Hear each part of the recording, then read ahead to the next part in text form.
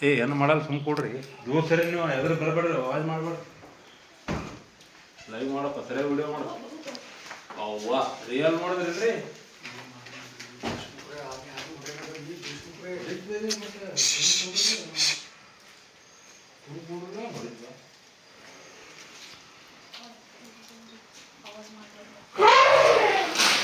ಹೋಗ ಹೋಗ ಹೋಗ ಹೋಗ ಹೋಗ ಹೋಗ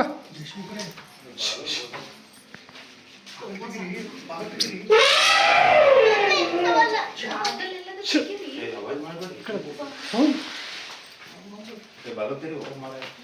ನೀ ಏನು ವಿಡಿಯೋ ಮಾಡ್ತೋ ಅಣ್ಣ